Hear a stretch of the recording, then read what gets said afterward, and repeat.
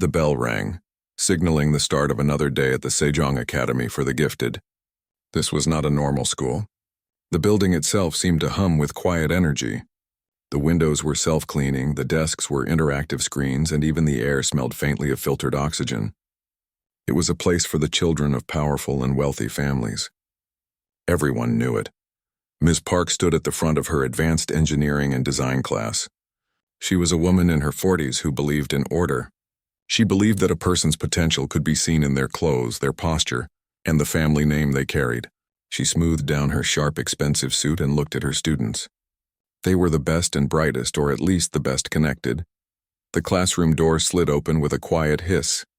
Principal Kim walked in and a girl followed him. All talking stopped. The students stared. The new girl looked ordinary. Her black hair was tied in a simple ponytail. She wore plain, dark pants and a gray sweater. There were no logos, no smart fabric patterns, nothing that cost a lot of money. She carried a standard-issue school bag, not a custom-made designer one like the other students. Her eyes were down, looking at the floor. "Class," Principal Kim said with a warm smile. "This is Jinna Lee. She is joining us today on a special merit scholarship. Please make her feel welcome." A few students nodded politely. Most just stared. A scholarship student. That was rare here. It meant her parents were not rich or powerful. It meant she was here only because of her own brain. For some students, this was interesting. For Ms. Park, it was a detail to be managed. "Thank you, Principal Kim," Ms. Park said, her voice cool and professional. She pointed to an empty seat at the back of the room. "Jinna, you may take the seat there next to Hana." Jinna nodded silently and walked quickly to the empty chair. She did not make eye contact with anyone. The boy next to her, Minsu, watched her with curiosity. He was good with computers and noticed things. She moved quietly like she was trying not to be seen. The girl next to her, Hana, had a friendly face. She gave Jinna a small, encouraging smile. Jinna gave a tiny, shy smile back. Ms. Park began the lesson. "Today we continue our project for the Lunar Youth Challenge. You are to design a small-scale energy grid for a new moon outpost. The design must be efficient, sustainable, and innovative. Many of you have made excellent progress." She called on a boy named June. He walked to the front and displayed his project on the main wall screen. It was a complex web of glowing lines and 3D models. He used words like modular fusion cores and quantum battery storage. It was clear his parents, who owned a tech company, had their engineers help him. Next was a girl named Soo Min. Her design was for a system powered by solar winds. The graphics were beautiful and professional, probably made by a hired artist. She spoke with great confidence. Ms. Park praised both of them. "Excellent work, June. You are thinking like a true CEO. Wonderful presentation, Soomin. This is the level of quality we expect at Sejong." Jinna listened quietly. She looked at the designs on the screen. Her face was calm, but her eyes were active, taking in every detail. She saw something.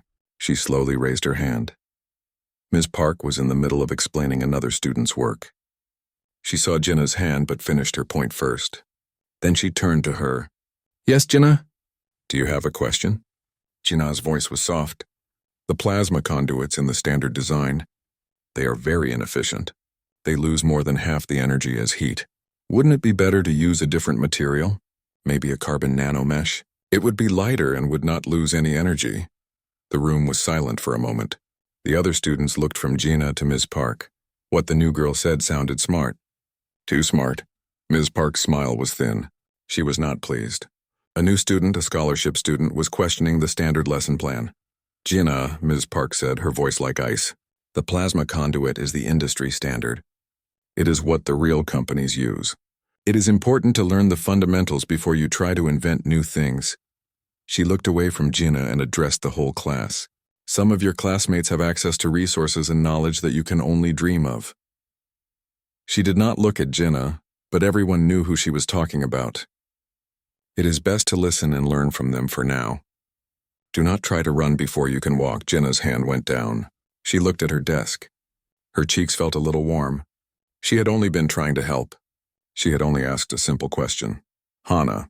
The girl next to her leaned over and whispered, "That was a really good idea, though." Jinna just nodded, still looking down. Ms. Park continued the lesson as if nothing had happened. But the atmosphere in the room had changed. A line had been drawn. In Ms. Park's mind, Jinna was not a brilliant student. She was a poor girl who did not know her place. The bell rang for the end of class. The students started to pack their bags. Ms. Park spoke over the noise. "Remember, your full project proposals are due next week. I expect great things from all of you. Show me you belong here." As the students filed out, Jenna was the last to leave. She carefully put her simple data slate into her bag. Ms. Park watched her go. She felt sure she had put the new girl in her place. She had no idea that the quiet, poor-looking student was the daughter of one of the most famous and powerful men in the world. She had no idea that she had just insulted Elon Musk's daughter. The week passed quickly at Sejong Academy. The students in Ms. Park's class worked hard on their lunar energy grid projects. In the library and the design labs, small groups huddled together talking about power converters and energy yields. Jinna worked alone. She was always quiet, but now she seemed even more focused. She would sit in a corner of the library, her simple data slate glowing in front of her. Her fingers moved quickly, drawing lines and writing complex code. Sometimes her friend Hannah would sit with her. "Your design looks so different from everyone else's," Hannah said one day, peering at the screen. It wasn't flashy. It was full of numbers and strange interlocking shapes. "It's just a different way of thinking," Jenna said softly. She never offered more information. Min-soo, the boy who sat near her, noticed her work too. He was good with computers, and he saw that Jenna's code was clean and powerful. It wasn't messy like the code most students wrote. It looked professional. The day the projects were due arrived. The classroom hummed with nervous energy. One by one, the students presented their work. June showed a new version of his fusion core design, with even more impressive graphics. Suman presented a 3D model of her solar wind collectors that spun gracefully above their heads. Ms. Park smiled and nodded at each one. She wrote notes on her own tablet, giving scores. Then it was Jinna's turn. She walked to the front of the room. She looked small. She connected her data slate to the main screen. Her project appeared. There were no bright colors, no moving 3D models. The screen was mostly black, filled with lines of white text and simple, elegant diagrams. It showed a system she called a recursive loop energy grid.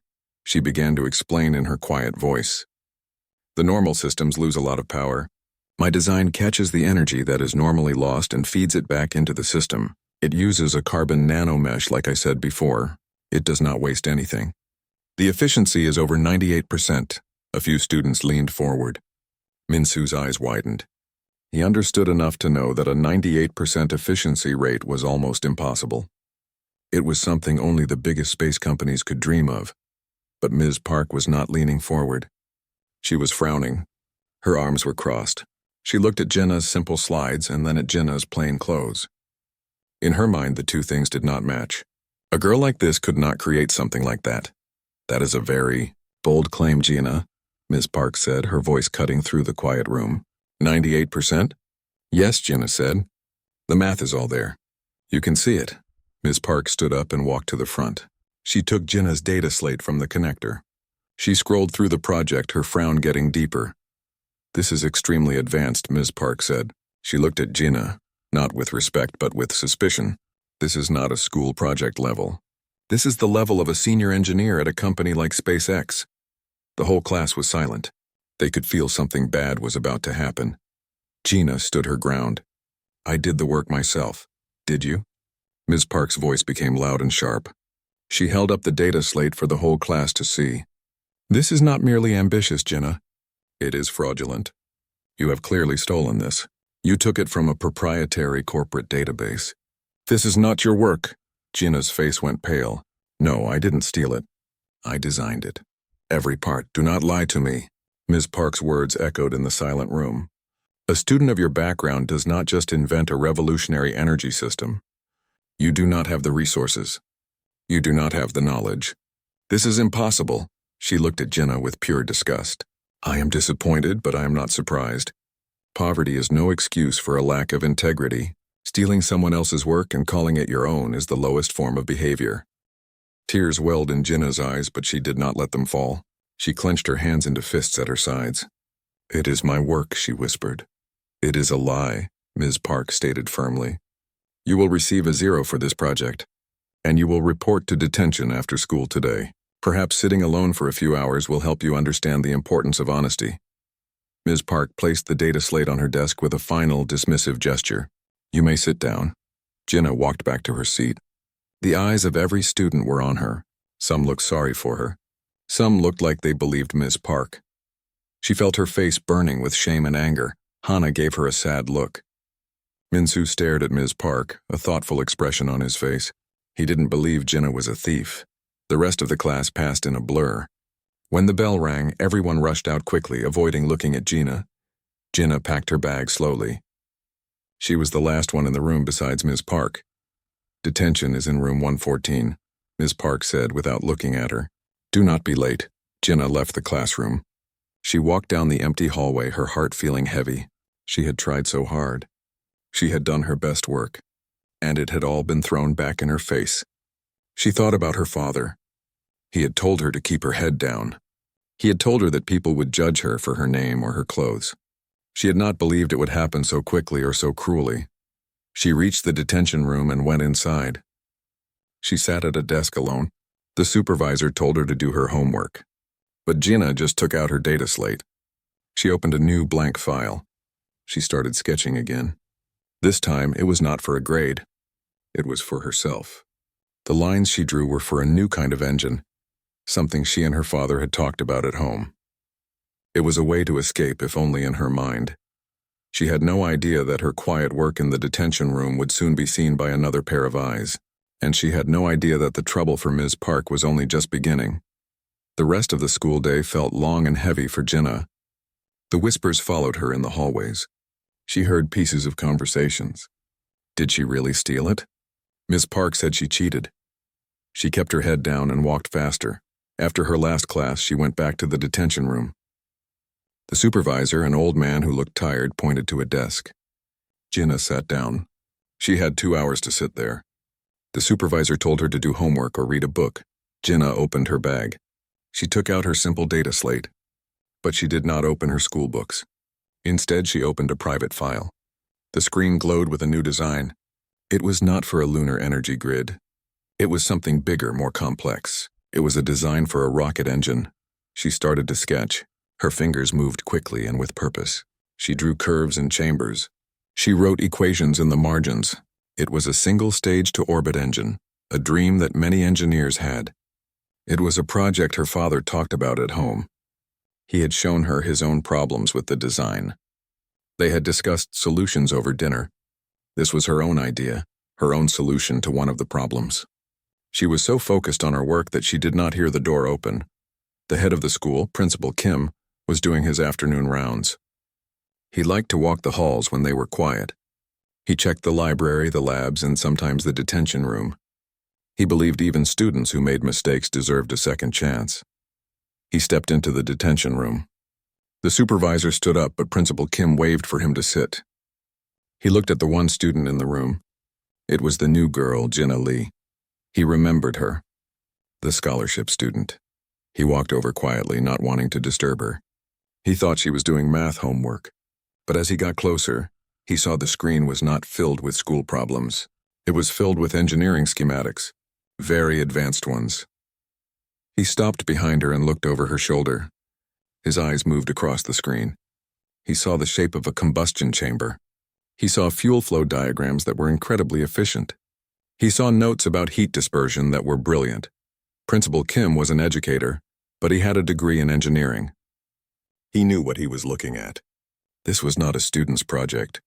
This was the work of a genius-level mind. He could not stop himself. "That's remarkable," he stammered. Jinnah jumped. She had not heard him approach. She quickly tapped the screen, making the design disappear. She looked up at him, her eyes wide with surprise and a little fear. "Who are you?" Principal Kim asked. His voice was full of wonder. He was not asking for her name.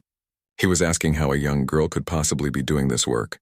"I'm Jinnah Lee," she said softly, looking down at her desk. "I can see that," Principal Kim said.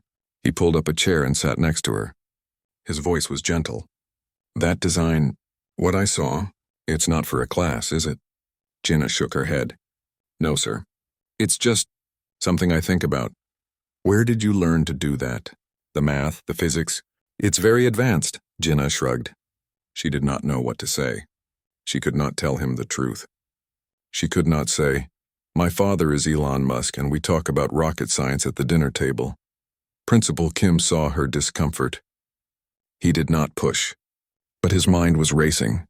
This was the girl Miss Park had accused of plagiarism. He had heard about the incident. He had trusted Miss Park's judgment. Now he was not so sure. He looked at Jinnah's simple clothes and her calm, intelligent face. He saw no dishonesty in her eyes. He saw only a quiet, deep intelligence. "May I see your project?" he asked. "The one for Ms. Park's class?" Jinnah hesitated. Then she nodded. She opened the file for the lunar energy grid and handed him the data slate. Principal Kim scrolled through it. He read the introduction. He studied the diagrams of the recursive loop. He looked at the complex calculations that proved its efficiency. His eyes grew wider with each page. This was not just good work. It was groundbreaking work. It was absolutely original. He looked from the data slate to Jinnah's face. "You did this? By yourself?" "Yes," Jinnah whispered. Principal Kim believed her. He had just seen her sketching a revolutionary rocket engine for fun. A lunar energy grid was well within her abilities. He handed the data slate back to her. His face was serious. "Thank you, Jinnah. You can go back to your work now." He stood up and walked out of the detention room. His steps were quick and purposeful. He needed to see Miss Park. He needed to see her immediately. He walked to the science wing. Ms. Park was in her classroom, grading papers at her desk. "Ms. Park," Principal Kim said as he entered. His voice was calm, but there was a new firmness in it. "We need to talk about Jinnah Ali's project." Ms. Park looked up. She was annoyed by the interruption. "Oh, that." "Yes, a clear case of plagiarism. I have given her a 0. She is in detention now." "Are you absolutely sure it was plagiarism?" Principal Kim asked. "Of course I'm sure," Ms. Park said, sounding confident. "A girl like that? It's impossible. She must have hacked a corporate server or paid someone. The work is too sophisticated." "I have just seen her personal work," Principal Kim said quietly. She was sketching a single stage-to-orbit engine design in detention. The physics were flawless. "The work I saw was more sophisticated than her lunar project." Ms. Park stared at him. She could not believe what she was hearing. That's not possible. She must have been copying that too." "From where?" Principal Kim asked. "No company has a working design for that engine. They are all still trying." She wasn't copying. She was inventing. Ms. Park's face turned pale. A cold feeling started in her stomach. She had been so sure, but now a doubt was growing in her mind. What if she had made a terrible mistake? Principal Kim looked at her with disappointment. "I am pulling Jinnah's project from your class. I will have it reviewed by an independent expert from the university. Until then, you will not speak to Jinnah about this matter. Is that clear?" Miss Park could only nod. She felt the walls of her perfect world starting to crack. Principal Kim left the room.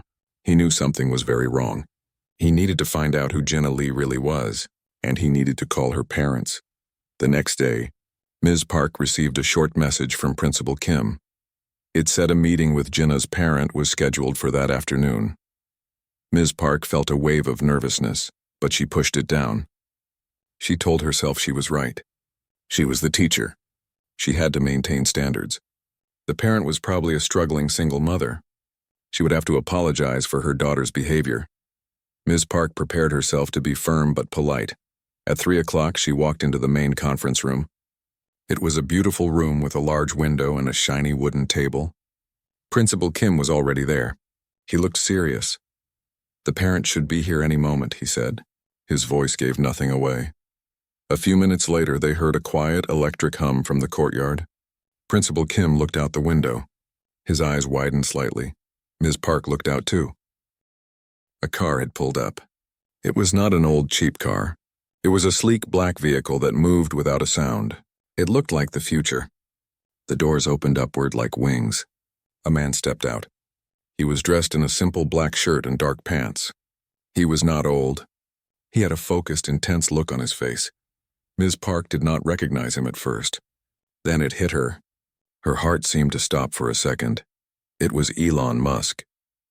He walked into the school building with a calm, powerful stride. A moment later, the conference room door opened. He stood there looking at the two of them. Principal Kim stood up quickly. "Mr. Musk, thank you for coming." Ms. Park could not move. She could not breathe. Her mind was screaming. "Musk, Jinnah's name is Lee." "This is impossible." Elon Musk walked into the room and sat down at the table. He did not smile. He looked directly at Ms. Park. "You are Ms. Park?" he asked. His voice was calm and quiet, but it filled the room. "Yes," Ms. Park stammered. Her hands were shaking under the table. "You accused my daughter of stealing her school project," he said. It was not a question. It was a statement. There was a misunderstanding," Ms. Park said, her voice trembling. The work was so advanced. For a student of her background. Her background? Elon's eyes were like lasers. "What do you know about her background?" Ms. Park felt a cold sweat on her forehead. "She is a scholarship student." Her file said Lee. "She uses her mother's family name," Elon explained, his voice still dangerously calm. "Her mother is Korean. We wanted her to have a normal life. We wanted people to see her for her mind, not for my name. It seems we were naive." He leaned forward slightly. "You saw a quiet girl in simple clothes.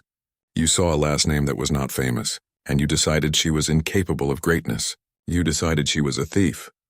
"The work was too good," Ms. Park insisted weakly. She was clutching at her last piece of certainty. It was like a professional engineer's work, not a student's. Elon Musk almost smiled, but it was a cold smile. He placed his own data slate on the table. He turned it on and slid it across to Ms. Park. On the screen was a complex design. It was messy, with notes and corrections everywhere. It was a lunar energy grid design. It looked very similar to Jinnah's, but less finished, less perfect. "That is my design," Elon said. "It's an old file. A project I never finished. The recursive loop concept was something I could never get quite right." He tapped the screen. "The proprietary corporate database you accused her of stealing from was my home computer. She was improving upon my own unfinished work. We discussed the problems over dinner. She solved them in a week." Ms. Park stared at the screen. She saw the similarities. She saw Jinnah's design was cleaner, better, more elegant. It was a daughter improving on her father's work. It was not theft. It was a family conversation. The truth crashed down on Ms. Park. It was like a physical weight. She had not just been wrong. She had been arrogant and cruel. She had insulted a genius and called her a liar. She had humiliated the daughter of one of the most powerful men in the world. Her face was white as paper.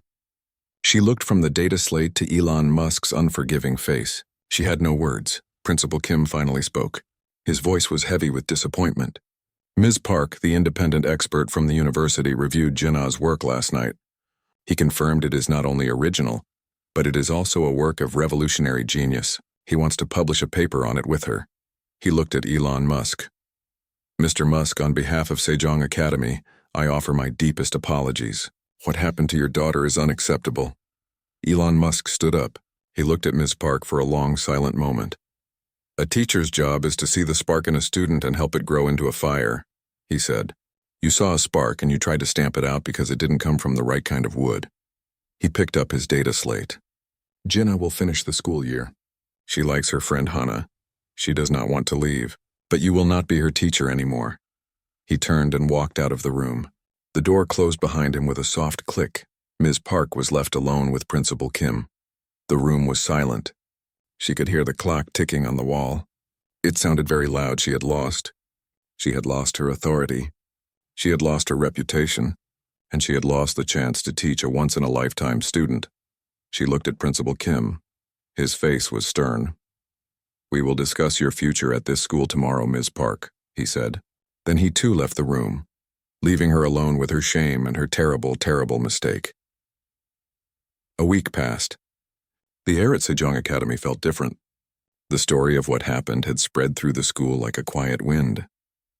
Everyone knew. Everyone knew that Jinnah Lee was not a poor scholarship student. Everyone knew she was Elon Musk's daughter. And everyone knew that Ms. Park had made a very big mistake. Ms. Park was gone. The official story was that she had taken a sudden leave of absence. The students knew she would not be coming back. Her classroom felt different without her. A new teacher stood at the front of the class. His name was Mr. Lee.